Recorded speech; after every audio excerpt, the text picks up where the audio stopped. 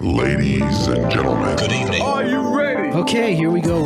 You're listening to the Deal Room Podcast. Join us as we bring you the inside scoop on business sales and acquisitions. Get across trends in the area and hear the industry's best recount their real-life tips, traps, and experiences. Now, here's your host, Joanna Oakey.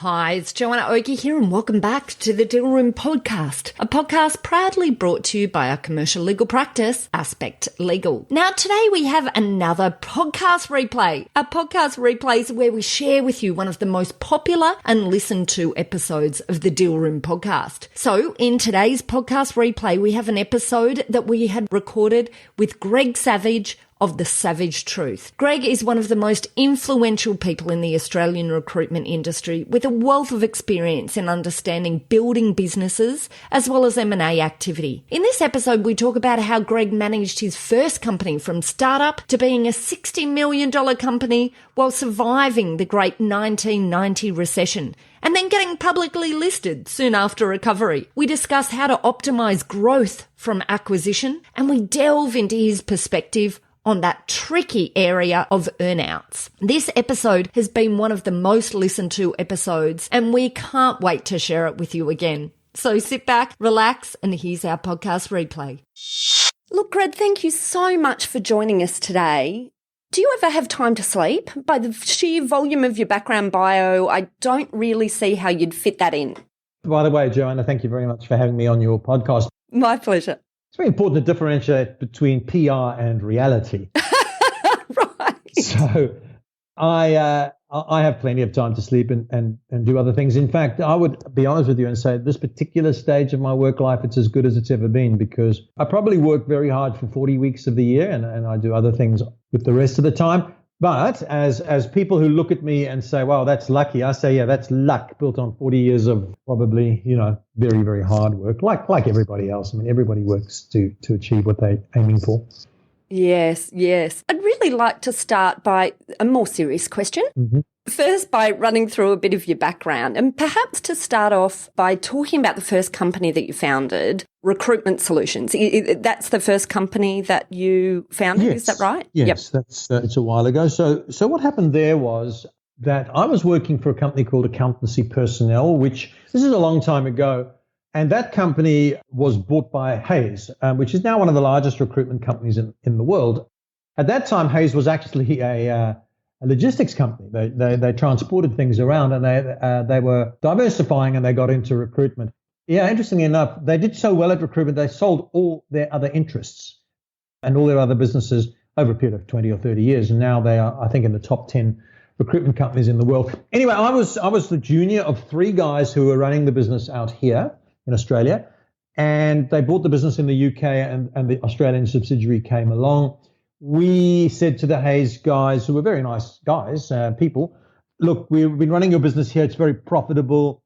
We would like to keep doing that, but we'd like some equity in the local business. And they said, certainly not.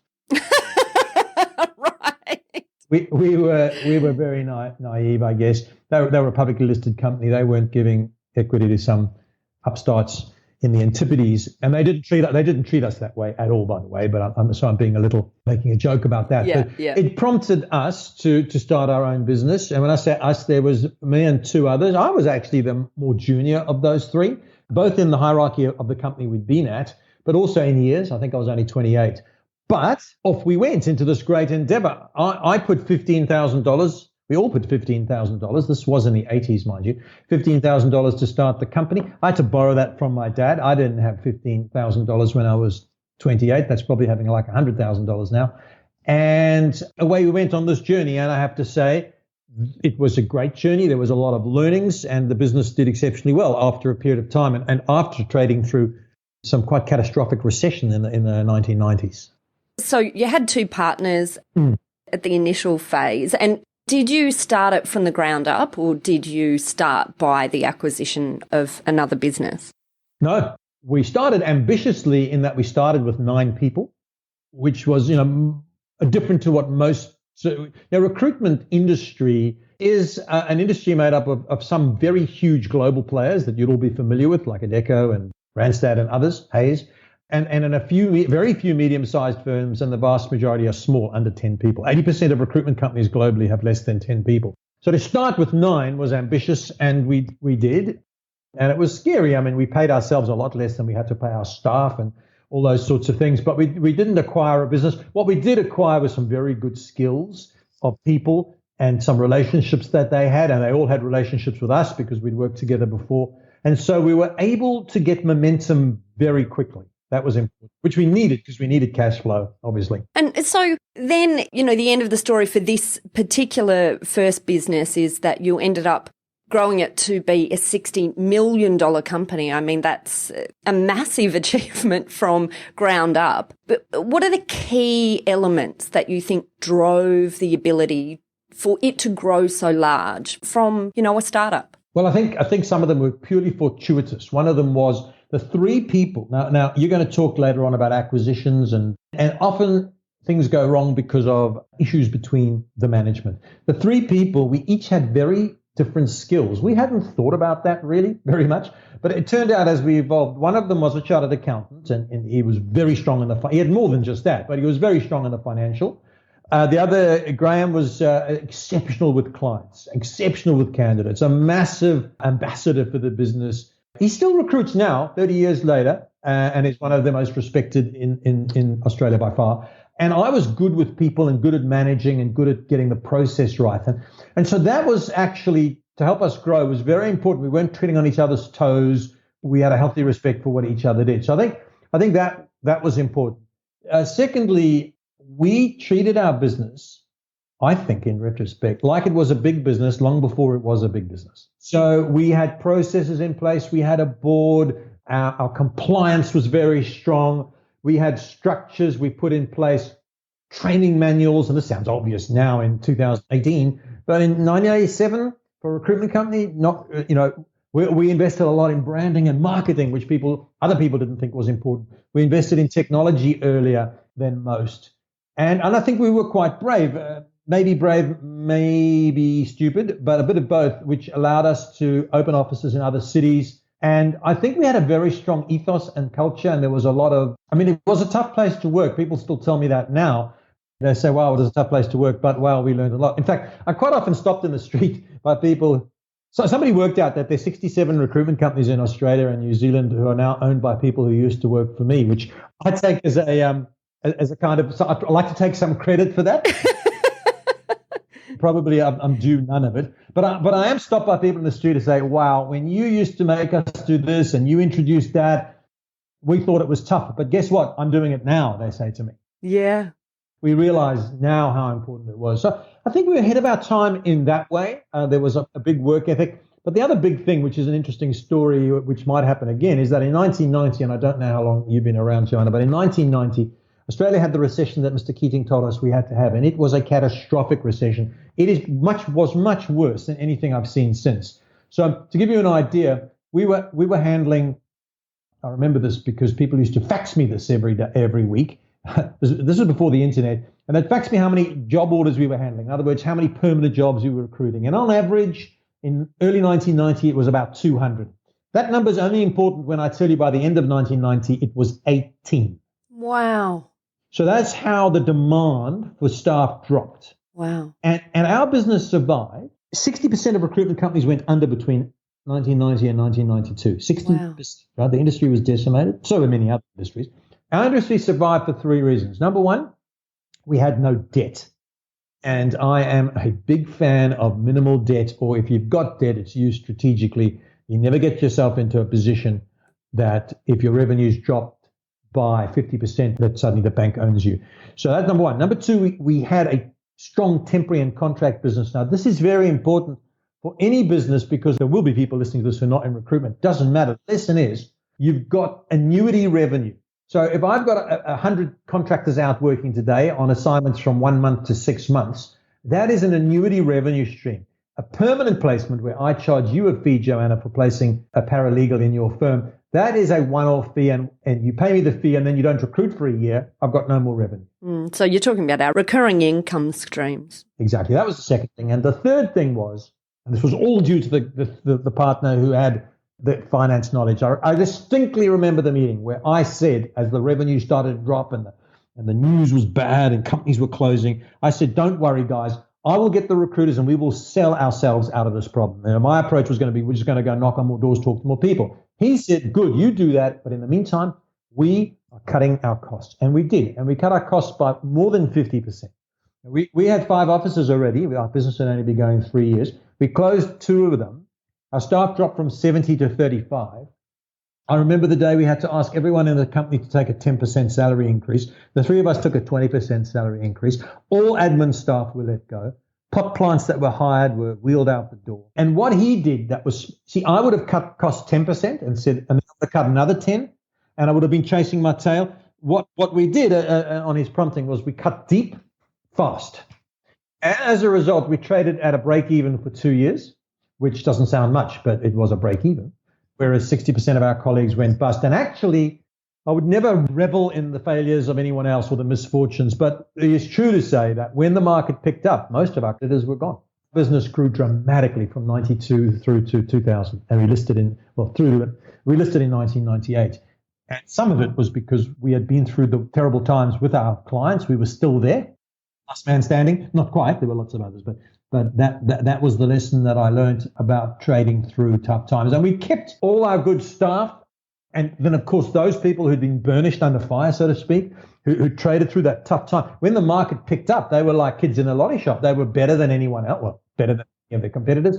And they were grateful for the new world. And they were highly successful. And away we went. That's a great story. And so was there a lot in that then provided the backbone for you moving forward in all of your other ventures? Quite often I talk to people, when they feel that partly they've been made from their ability to work through challenges, and I see business owners who sit there at the point of these challenges. And I think it's important for them to see the benefits that they can get out of the situation once they've ridden through it, I guess. Well, that's true. It's trite to say it, but businesses survive or thrive because of the leadership. Leadership is something that can be learnt. You can get better at leadership. There are natural leaders. None of us are Nelson Mandela or whatever, but all people can get better at it. And I think what we learned at that time and was part of our DNA was you want to be successful in a people business. We don't manufacture anything in my business. It's about developing people's skills. Retention of staff isn't by paying people more or putting in a billiards table. This is absolute nonsense. People have got to be fairly paid and they've got to have the incentive and all that. But really what people are looking for is communication and clarity and fairness and learning. People want to develop. I've interviewed a million people in my life for jobs. And when you ask them, why are you looking to leave? The most common answer is, I feel as though I've stopped growing and learning. There's a lesson there for leadership. That is how you grow people. The second part is creating a high performance culture in a business means introducing an ethos of accountability. And that is lacking in so many businesses. In all our businesses, it's about accountability. I believe you can't manage what you don't measure, and you need to do that, and you need to make people accountable once you've given them the tools.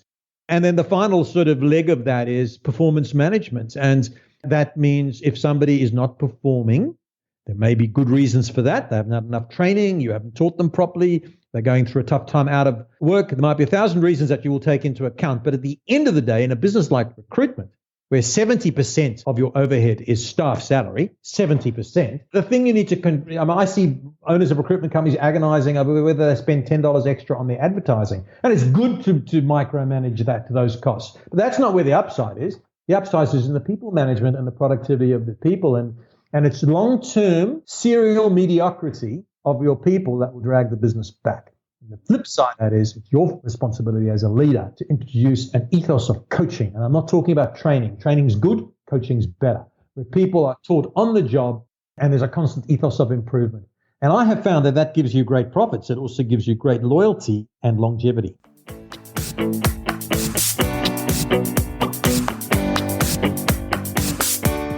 Let's take a short break.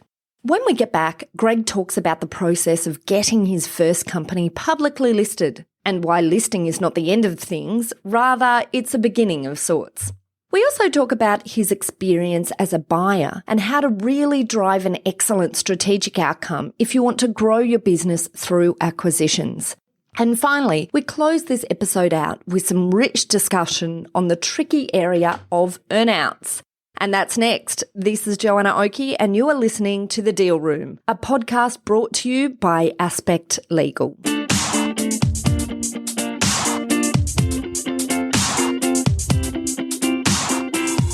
Aspect Legal has produced a number of great publications that provide some simple education in preparing businesses for sale and in getting ready to buy. These are particularly relevant if you're a business owner gearing up for a sale, or on the other hand, if you're gearing up for an acquisition. But if you're a business advisor and have clients considering a business sale or purchase, then ebooks like these are also a great way for you to pass on information that's highly useful and relevant to them. At Aspect Legal, we believe that preparation is key. It's true in life and even more so in the M&A space. Being prepared will reduce your stress levels, reduce your costs, and even make the process enjoyable, as it should be. So be prepared and get the best possible deal. We have 2 ebooks available for you for free. The first is the top 7 legal considerations in preparing for the sale of a business, and then we also have an ebook related to buying a business, a guide to closing the deal. To get a free copy of either of these ebooks, simply head over to our website at thedealroompodcast.com or check out the show notes to this episode and find the download link for these free publications. We also offer the option of co-branding if you'd like to customise these documents for your clients by having your brand attached to it. Just get in touch with us via our contact section on our website at aspectlegal.com.au.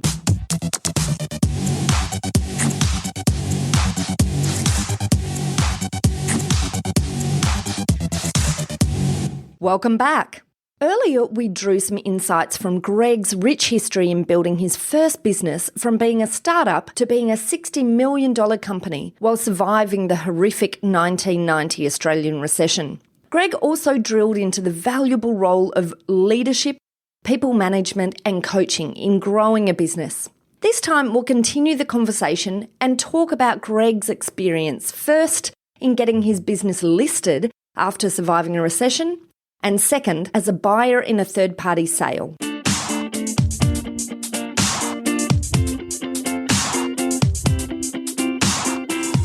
How long was it then until you then listed that company? How long did it take to recover and then for you to look at an exit through listing? I think the market started improving in 92 and 3, and we were grateful for that, and we took a big breath, and revenue started to climb, and we really emphasized the contracting to temporary business, which increased the value of the business and the cash flow. Well, actually, it has a negative impact on the cash flow in the short term because you pay your contractors before your clients pay you. But that's a small problem if you're funding it through a lot of permanent placements. It gives you a lot of muscle financially. And we opened offices in Melbourne and Brisbane and Adelaide and Perth and New Zealand. And I think it would have been about 97. We had a little bit of a away day in Hunter Valley, the 3 owners, and we had a facilitator, which I highly recommend, by the way, because you might know people very, very well, but that might be the exact barrier to honestly sharing where you're up to, because you've been working so hard to build this business. Who's the first one who's going to say, you know what, I feel like getting out? That's not an easy conversation, right? So with the facilitator, it turned out that, one of the partners was, I think, fully 12 years older than me. So his timeframes and goals were maybe a little different. Anyway, the decision to consider an exit was mooted, and we'd had approaches because we were pretty high profile in a way, and we were profitable, very profitable. But on a trade sale at that time, you may have got a 3 to 5 times multiple on EBIT, and we listed at a 10 times multiple, and the share price doubled in a year, which make it a 20 times. Well, profit went up too, but maybe it was a 15 times multiple. You are never going to get that in a trade sale. However, there's a lot to be talked about in terms of listing, and I've got a lot of clear thoughts on what that is like for a small business. And we were a small business. I think at that point we'd turn over 40 million maybe, making 4, so quite profitable. I think in retrospect that we were too small to list because while we did have institutional interest, they are looking for rapid growth. And to be frank, we listed with a clear vision to make acquisitions and to take that $40 million to a $250 million business. And I don't think we did that. Well, I know we didn't do that, but I don't think we were good at making acquisitions. And I can tell you why in a moment.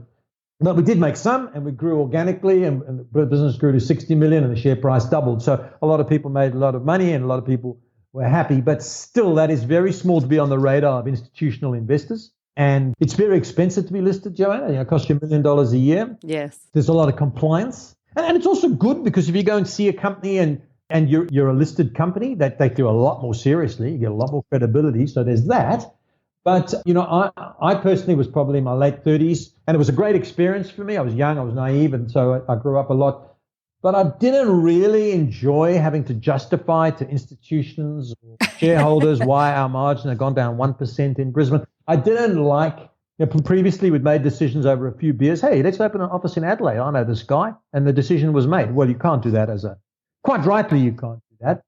The business, we sold down most of our shares, but not all of them. So I think the business was 60% owned by the public, and therefore the majority of the board were professional directors. There are only 2 of us on the board who were insiders, so to speak. And so therefore you spent a lot of time, while those people brought excellent expertise and asked questions and tested us and all the rest of it, I found that hard. I think it's hard to go as an owner of a business to being the manager of a business you no longer technically own. Yeah. I think that's a psychological, emotional challenge.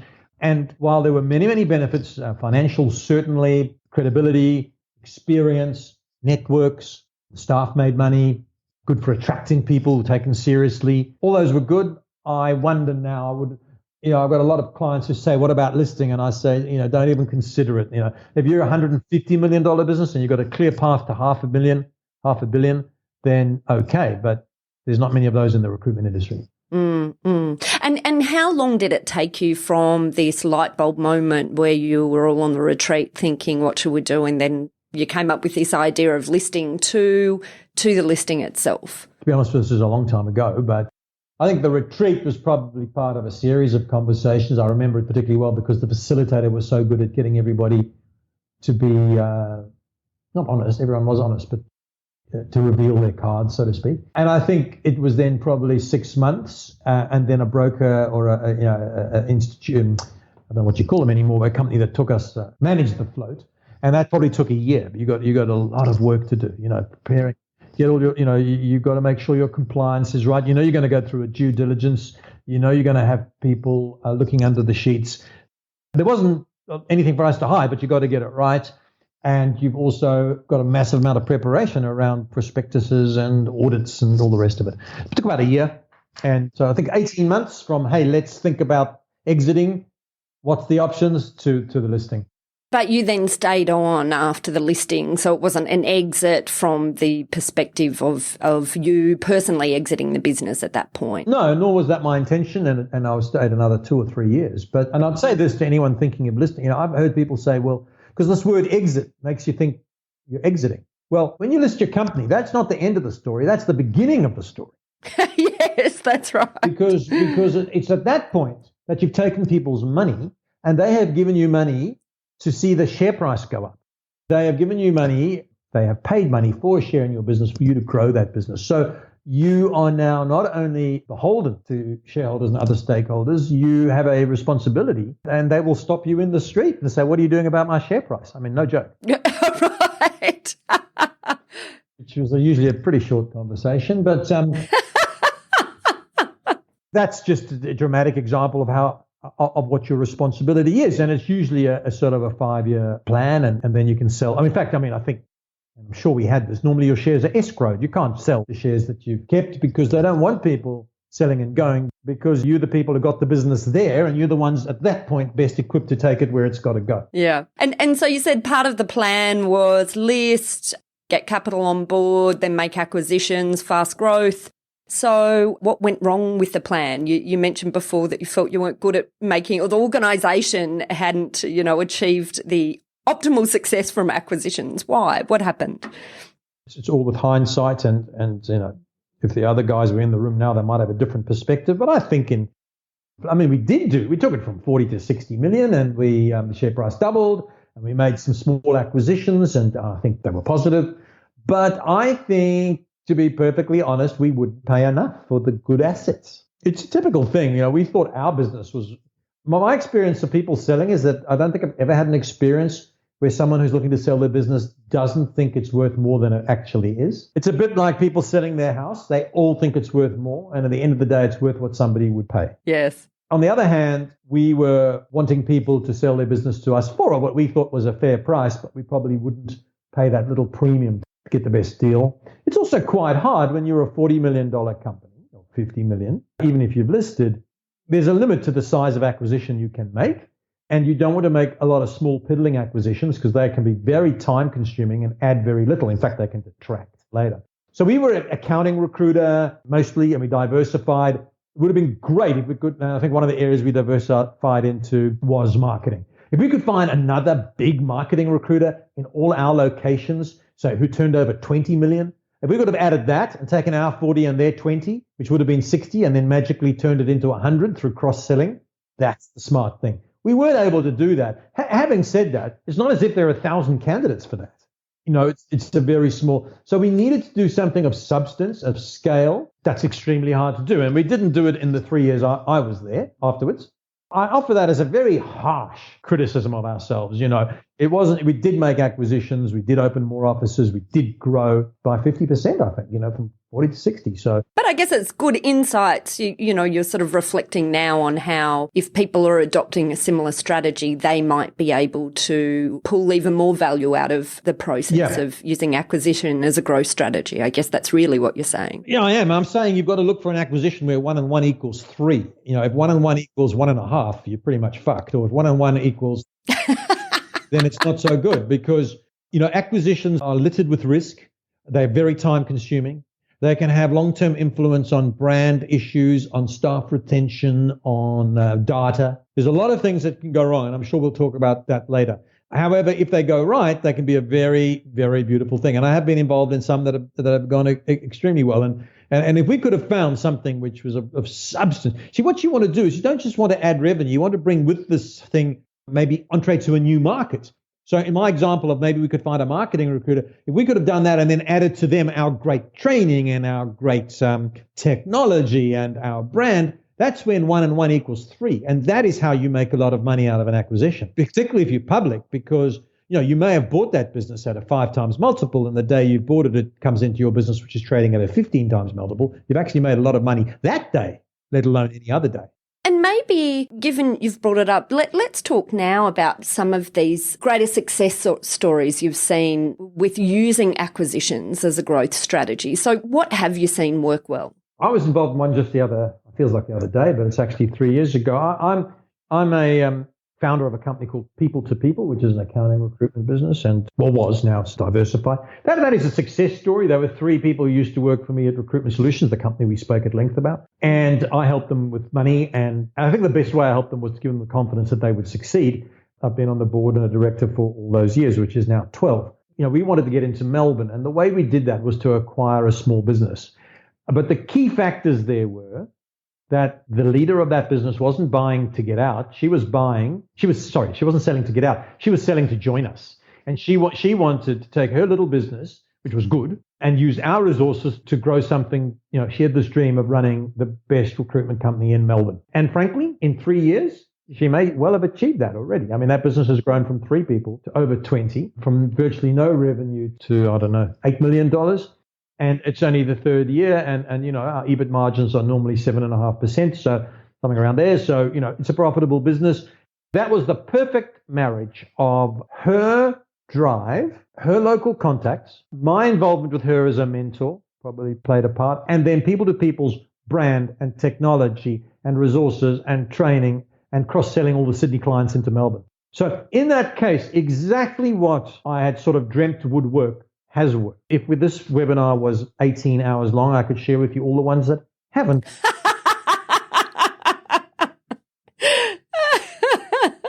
That is where everyone's interests are aligned, right? So, and she retained a shareholding in the local business. We had it as a separate business.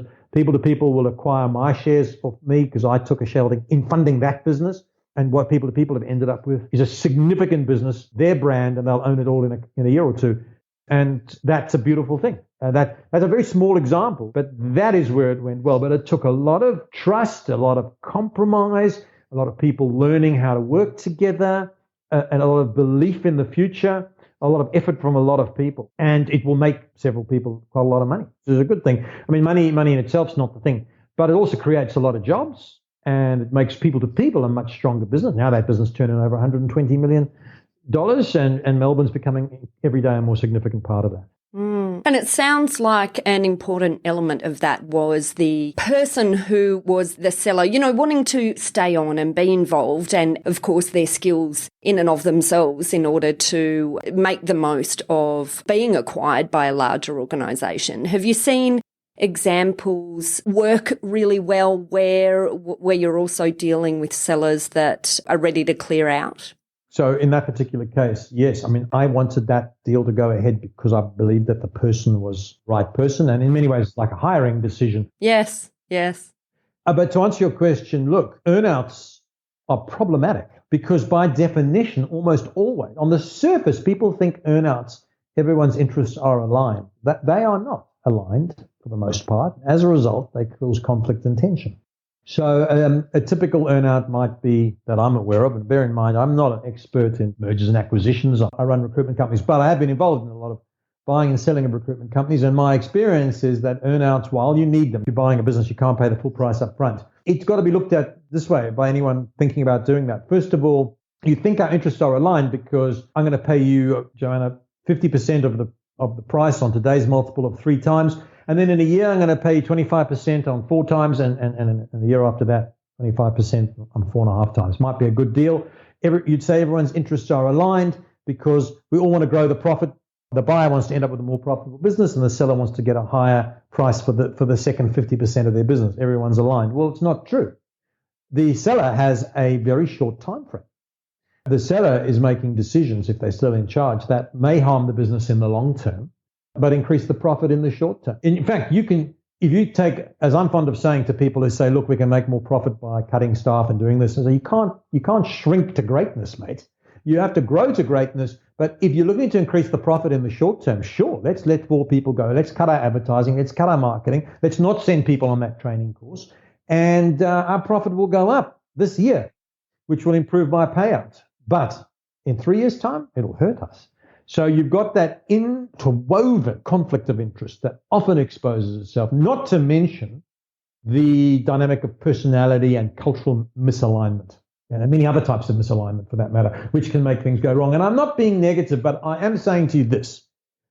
Of all the acquisitions I've been involved in, not even to mention the many I've looked at from the outside, the majority do not go the way people expected, and there is disappointment on all sides. Yeah. Look, and I think earnouts are one of these areas in the M&A environment that always trigger heated discussions because I think generally, sellers are generally quite concerned about earnouts, but they can be bought by the upside discussion. Quite often buyers, obviously for obvious reasons, like them quite often, but we see a lot of risk. And we've actually got a number of podcasts, which we'll link to in these show notes, where we run through some of the legal elements of earnouts. So I'm glad you mentioned it. It's something that seems to come up quite a bit, but I think that's because it's one of those tricky, sticky areas. I think the way to alleviate earnout friction and sometimes fracture is, I think you've got to understand that you are entering into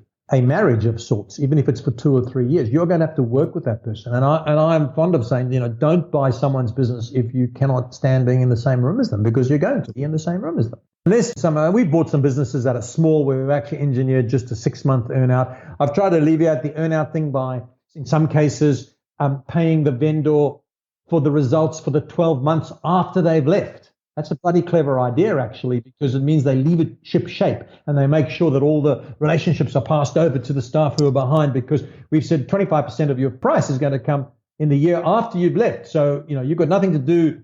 You can't do any billing or have an impact, but you leave it in good shape.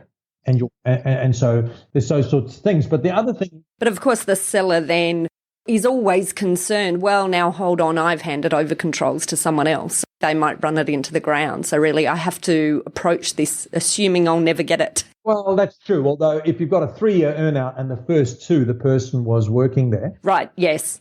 It mitigates the risk substantially. And in many cases, they don't have to work there and they're still getting money. So there is an upside.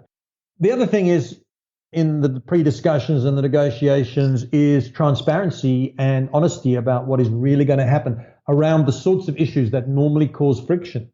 And they are brand. What's going to happen with my brand? I've sold my company to you, but my brand is important to me, and my clients won't want the brand to change on day one. So there's so many cases of people saying, yeah, don't worry about the brand, and on day two, they've changed it.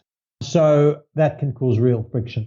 Issues around performance measures and how staff are rewarded. Issues around what the vendor's actual role is going to be, how much autonomy they're going to have or not. All that is best, those tough conversations, what a lot of people do is they sweep them under the carpet and say, well, once the deal's done, we'll deal with it then. That's not a great idea.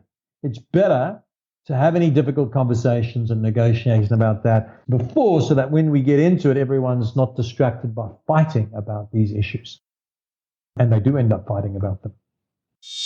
Well, that's it for this episode of the Deal Room podcast. I hope you enjoyed our podcast replay of episode 28, Startup to $60 million with Greg Savage on fast growth, acquisitions, IPOs, and management buyouts. We had it all, didn't we? This is actually the first half of the two-part series. And if you're interested to hear part 2, then just head down to our show notes and you can listen to that episode. Now, if you're interested in talking to our lawyers about anything related to this topic, head over to our website at www.aspectlegal.com.au to book a free 15-minute discussion with our legal team. And that's it. I hope you enjoyed what you heard today. If you did, please subscribe to the Deal Room podcast on iTunes or your favorite podcast player to get notifications straight through to your phone whenever a new episode is out. We'd also love to hear your feedback, so please leave us a review and rating if you're already one of our subscribers, or even if you're listening to this podcast for the first time. Thanks again for listening in.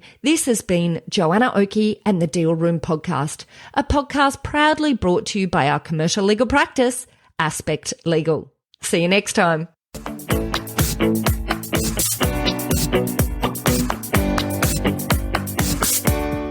Aspect Legal has a number of great services that help businesses prepare for a sale or acquisition, to help them prepare in advance and to get transaction ready.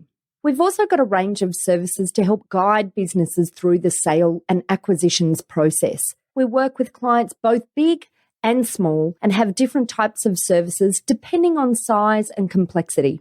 We provide a free consultation to discuss your proposed sale or acquisition. So see our show notes on how to book a time to speak with us, or head over to our website at aspectlegal.com.au. Ladies and gentlemen. That will conclude this evening's entertainment. Thanks for listening to the Deal Room podcast. To find out more about this episode and other episodes in the series, check out the show notes or head over to our website at thedealroompodcast.com.au.